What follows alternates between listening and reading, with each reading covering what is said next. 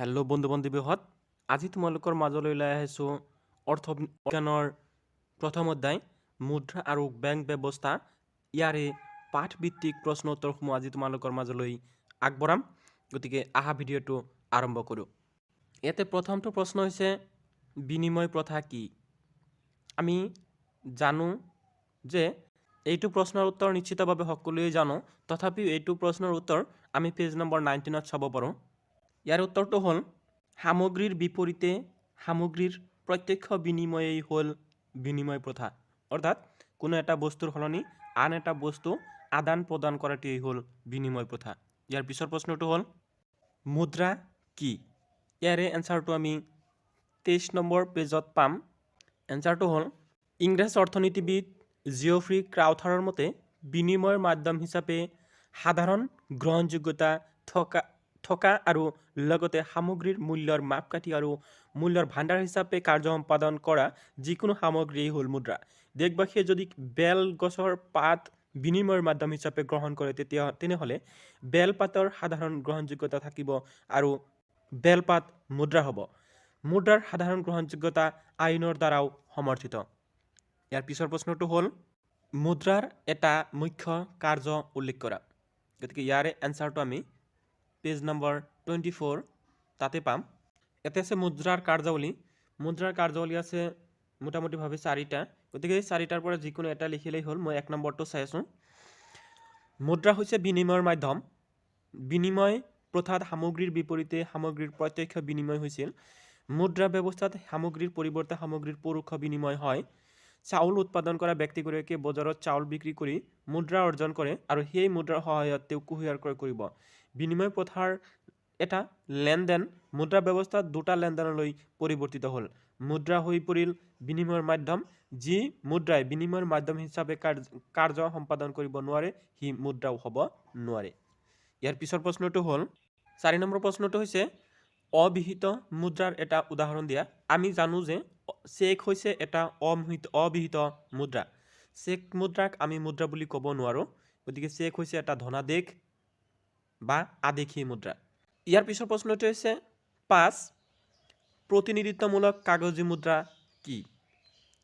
এইটো প্ৰশ্নৰ উত্তৰ হৈছে, উত্তৰটো তোমালোকে দেখাই পাইছে, মই আণ্ডাৰলাইন কৰি থৈছোঁ। কুৱেশ্যন নম্বৰ 15 আণ্ডাৰলাইন কৰা হৈছে, সেইখিনি হৈছে এনচাৰ। তো বিনিময়ৰ মাধ্যম হিচাপে কাগজী মুদ্ৰাৰ ব্যৱহাৰ হৈছে পূৰ্বৰ কাগজী মুদ্ৰা সমমূল্যৰ সোণ বা ৰূপলৈ পৰিৱৰ্তিত হৈছিল। উদাহৰণস্বৰূপে 100 টকাৰ কাগজী মুদ্ৰা 100 টকা মূল্যৰ সোণ বা ৰূপলৈ ৰূপান্তৰিত হৈছিল। এনে কাগজী মুদ্ৰাক প্ৰতিনিধিত্বমূলক বা পৰিৱৰ্তনীয় কাগজী মুদ্ৰা বোলা হৈছিল। আন এটা প্ৰশ্ন হ'ল 6 নম্বৰ কুৱেশ্যন বেংক কি? ইয়াৰ এনচাৰটো আমি পেজ নম্বৰ 29ত পাম। বেংক এবিধ বিত্তীয় অনুষ্ঠান যি ঋণৰ ব্যৱসায় কৰে। বেংকে সঞ্চয়কাৰীৰ পৰা সঞ্চয় সংগ্ৰহ কৰে আৰু সংগৃহীত সঞ্চয় ঋণ লওঁতালৈ আগবঢ়ায়। ইয়াৰ পিছৰ প্ৰশ্ন হ'ল 7 নম্বৰ ভাৰতীয় ৰিজাৰ্ভ বেংক কোন চনত স্থাপিত হৈছিল? জানো যে ভাৰতীয় ৰিজাৰ্ভ বেংক 1935 চনত স্থাপন কৰা হৈছিল।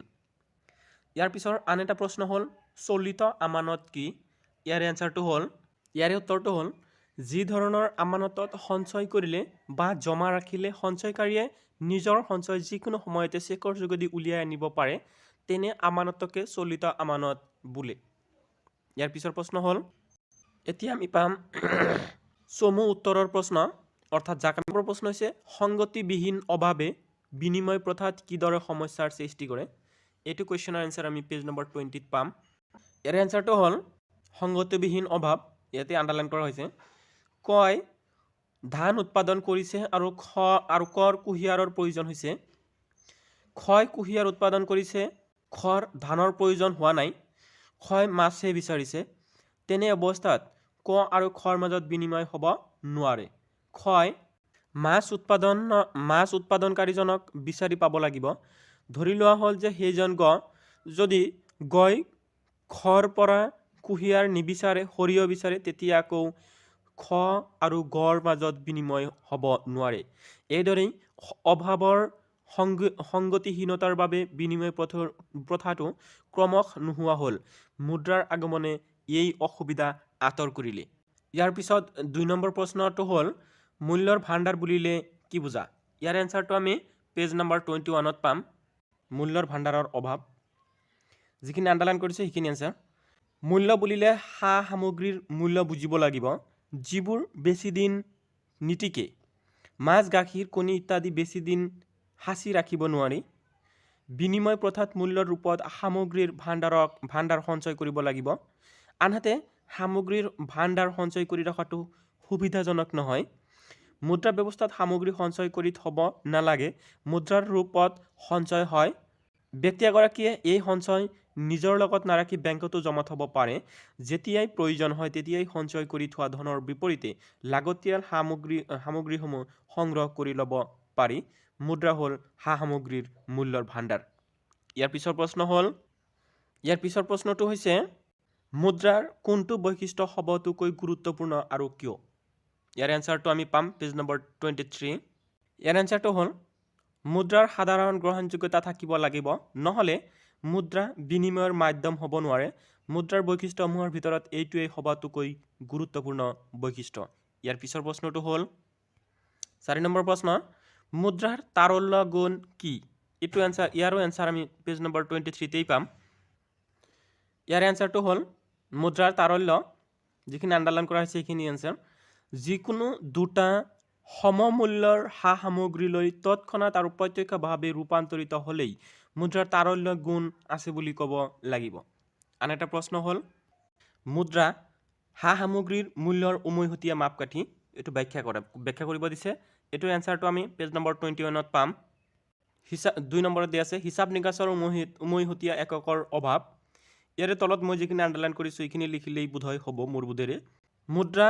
ব্যৱস্থাত মুদ্ৰা হ'ল উমৈহতীয়া একক বজাৰৰ প্ৰতিটো সামগ্ৰীৰ মূল্য মুদ্ৰাৰ মাধ্যমেৰে প্ৰকাশ কৰা হয় একেটা সামগ্ৰীৰ বিনিময় হাৰ বেলেগ বেলেগ সামগ্ৰীৰ বিনিময় হাৰত প্ৰকাশ নকৰি সকলোবোৰ সামগ্ৰীৰ বিনিময় হাৰ কেৱল মুদ্ৰাৰ মাধ্যমত প্ৰকাশ কৰা হয় ইয়াৰ সক্ষম বিহিত আৰু অক্ষম বিহিত মুদ্ৰাৰ পাৰ্থক্য কি ইয়াৰ এনসাৰটো আমি পাম যি বিহিত মুদ্ৰাৰ সহায়ত সীমিত মূল্যৰ লেনদেনহে সম্পন্ন কৰিব পাৰি সেই মুদ্ৰাক সক্ষম বিহিত মুদ্ৰা বুলি কোৱা হয় আনহাতে যি বিহিত মুদ্ৰাৰ সহায়ত অধিক মূল্যৰ লেনদেন সম্পন্ন কৰিব পাৰি তাকে অসীম বিহিত মুদ্ৰা বোলা হয় ইয়াৰ পিছৰ প্ৰশ্নটো হ'ল আঞ্চলিক গ্ৰাম্য বেংকে কি কাৰ্য সম্পাদন কৰে ইয়াৰ এনসাৰটো আমি পেজ নম্বৰ 34ত পাম 1975 চনত প্ৰথমতে 5টা আঞ্চলিক গ্ৰাম্য বেংক স্থাপন কৰা হয় এই বেংকে সম্পাদন কৰা মূল কাম হ'ল দুটা আৰু সেইখিনি হ'ল এক বেপাৰী মহাজনসকলৰ পৰা